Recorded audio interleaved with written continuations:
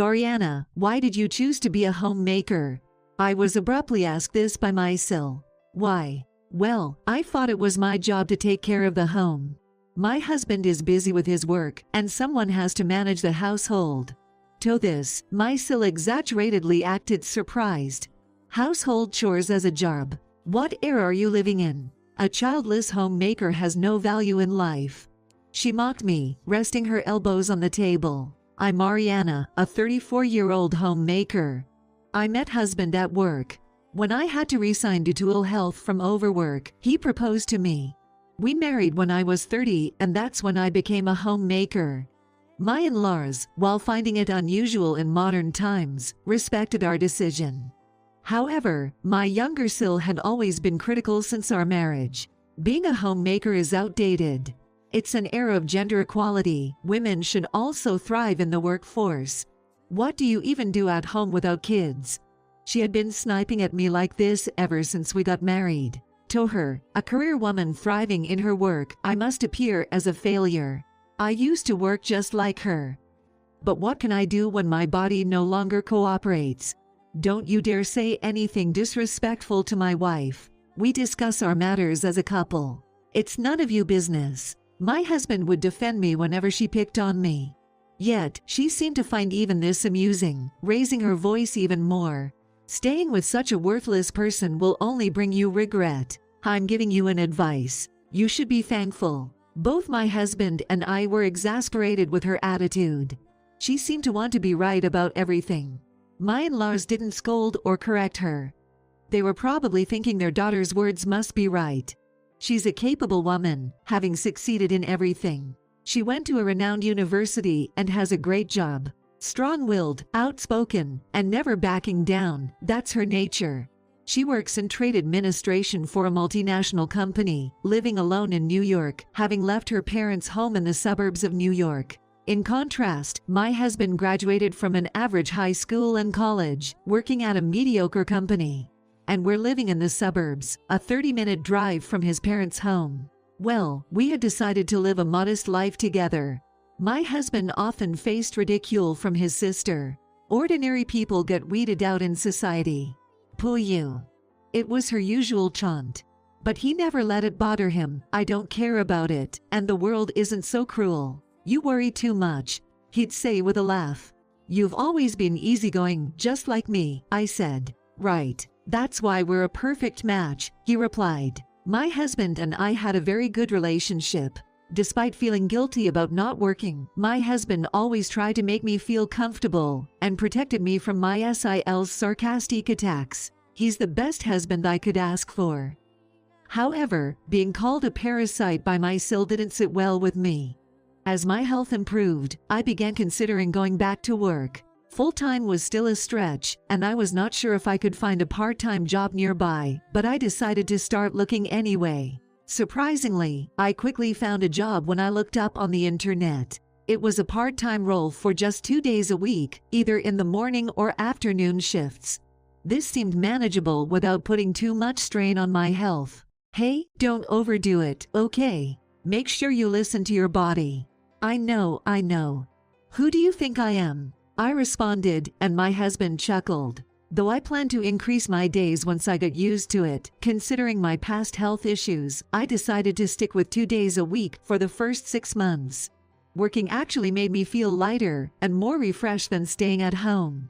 Of course, there were tough and demanding aspects to the job, but the feeling of being needed filled my heart. Then one day, my in-laws asked us to come to their house, saying there's something they want to talk to us about. When we arrived, my SIL was already there, glaring at me as usual. Beside her sat a man, alone. As we took our seats, she abruptly spoke. This is my fiancé, Robert. We've decided to get married. Though surprised by the sudden news, both my husband and I sincerely congratulated them. Her fiancé seemed quiet and gentle, quite the opposite of her. Nice to meet you. I look forward to getting to know you. Likewise. He seemed very sensible, almost making me feel overwhelmed. Why would my SIL, who always ridiculed my ordinary husband, marry someone who seemed so unremarkable? You shouldn't judge people by their appearances, but I couldn't help but think so. However, when I overheard my in-laws asking him about his job and family background, I understood. He worked in a bank, and both his parents were civil servants. They owned a house in New York, and he was the second son. No wonder, he was the perfect marriage material. He has a stable job, and there is no risk of layoffs for his parents. Owning a house in New York meant they were fairly wealthy. True to my SIL style. Next, she introduced us to him. This is my brother, and next to him is his wife, Ariana. She's a homemaker in this day and age. I could only manage a wry smile at her odd and unnecessary introduction. Her fiancé looked at me expressionlessly, which bothered me a bit. Hey, Ariana isn't just a homemaker anymore. She works part-time 2 days a week. My SIL frowned and retorted, 2 days. Surprising someone hired you for that. Even high schoolers work more than that. That's practically no different from being unemployed, isn't it? Her harsh words brought an awkward silence to the room. Despite ruining the happy occasion with talk about me, I tried to stay strong. Well, working outside is good, right? It's just a part-time job, but I plan to keep it up. I had never imagined she would belittle me in front of her fiancé. Seeing her treat me like that, I wondered if her fiancé was really okay with it. It was none of my business, but I couldn't help but worry.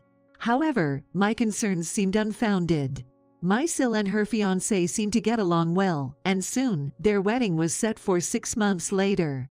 When's the registration? I asked my husband about their upcoming plans. They want to do it after the wedding ceremony, due to his parents' schedule, he replied. I see. I didn't think much of it. Every family has their way, after all. I hope it'll be a beautiful wedding. Yay. Maybe she'll mellow out a bit after getting married. One can hope. But people don't change that easily. Well, it's a happy occasion, so let's set aside any hard feelings and celebrate. That was how I felt. Then came the day of the ceremony. The sky was clear and blue. Not too cold or hot, a truly refreshing day. I put on makeup a bit more carefully than usual for the rare wedding occasion, and dressed in a new dress I had bought. I chuckled to myself, feeling almost too excited, more than the bride. When we arrived at the venue and were chatting in the family waiting room, my SIL came up to me secretly. Oh, Ariana, you're here. Huh? What do you mean? I got an invitation. For a homemaker to come to a wedding, that's pretty brave. I couldn't understand what she was talking about. After all, I had replied attending on the RSVP card, so it was natural for me to be there. She continued, I thought homemakers like you would be too ashamed to show up in public. You've got some nerve. Today's a happy day, maybe you shouldn't say such things. I replied as calmly as I could. What? Are you talking back to me? Are you planning to ruin my wedding? Huh? Tell me, why did you come today? That dress and bag, you bought them with my brother's money, right? Dressing up with someone else's money. How pathetic. Are you here to find a new man? Are you unsatisfied with my brother's low salary, looking for a new husband? That's enough. I raised my voice, and everyone turned to stare at us. This is why I hate homemakers with no social sense. I'm the star today. If you make any more fuss, I'll have you thrown out. You started the fight, and yet you had the nerve to say that. I wanted to yell back, but I was the one getting the dirty looks. Holding back tears and frustration, my husband came over, concerned. Are you okay? If it's too much, we don't have to attend the wedding reception. But leaving now would embarrass him and my in-laws. I'm fine. Sorry for causing a scene. As my husband and I were talking, a man approached me. Excuse me. Yes. I hope you don't mind me asking, but have we met before? I'm not really sure. Sorry, I'm a friend of the groom. I'm giving a speech on behalf of the friends. I see, I'm the bride's SIL. Sorry for the disturbance earlier. As I said, he still looked at me questioningly. I'm sure we've met somewhere before. Oh, maybe. As he spoke, I too remembered. I can't believe we're meeting here. I know, what a coincidence. I never expected to meet an old acquaintance like this. The relationship with him would soon become clear. Then the wedding reception started. I didn't want to see my SIL's face anymore, so I focused on enjoying the wedding reception. Since I rarely attend a wedding, I wanted to make the most of it. When it was time for the groom's friend's speech, the man who had approached me in the waiting room took the microphone. It was a great speech, with laughter and tears. Then he continued, "On a personal note, I met a senior doctor earlier who had helped me a lot when I was a trainee. He talked about how much my encouragement had helped him when he felt like giving up. Knowing that such a benefactor was the bride's SIL made me feel relieved. I wish you every happiness in the future." I never imagined that I would be mentioned in such a way. I was utterly surprised. "Did you know him?" I nodded slightly of my husband's question. Most of the guests at the reception were learning for the first time about my former profession. Amid the murmuring tables, the bride's loud voice came from the main table. "What do you mean, a doctor?" The groom next to the suddenly hysterical bride started to panic. The host and staff at the venue were also stunned. "What do you mean? She's just a homemaker, isn't she?" The venue fell silent except for the bride's screams. The host tried to keep the mood light, but the atmosphere remained strange. Soon after the bride and groom left for their costume change, a staff member guided us to the waiting room, saying, "The bride wants to see you." "What do you mean? Did you deceive me?" As soon as the door opened, my SIL lunged at me. My husband held her back, and she lashed out at everyone. "Why didn't my parents tell me about her past? Were you all deceiving me?" "No, we didn't know either." My in-laws denied it vehemently. No wonder.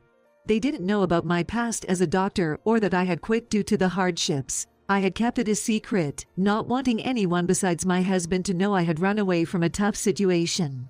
Fortunately, my in-laws never interfered, and my SIL had always treated me as a lazy person, never bothering to learn about my past. I never imagined that my past would be revealed in such a manner.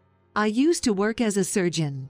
I had worked as a surgeon at a university hospital, working over 300 hours a month, juggling clinical duties, research, and conferences. I even had to supervise trainees, piling up more stress. Given such a state, it was inevitable that my health would deteriorate, and before I knew it, I was so weak I could barely walk straight. My husband was a pharmaceutical sales rep visiting my workplace. He had kindly spoken to me when I was at my lowest and then proposed to me. I can't believe it. The people in the waiting room tried to calm my SIL, but her anger didn't subside. "What about that speech? You must have arranged it to mock me. Such a selfish woman." "Wait. I had nothing to do with this speech." Then, the groom intervened. Actually, he consulted me about the content of his speech, and I agreed. Was that a mistake? No. While my SIL's behavior was inexcusable, I could understand that praising someone other than the bride and groom during a wedding reception isn't appropriate. Her fiancé seemed a bit off in his judgment. However, my SIL didn't seem to care about that anymore. "This is the worst. You've ruined my wedding. You said you were a homemaker. Why didn't you tell me you were a doctor? You've been mocking me all along, you wicked woman." I couldn't believe it. She had convinced herself that I was a loser, and then she started blaming me for it. "I didn't have to tell you that, did I? What does my past have to do with you?"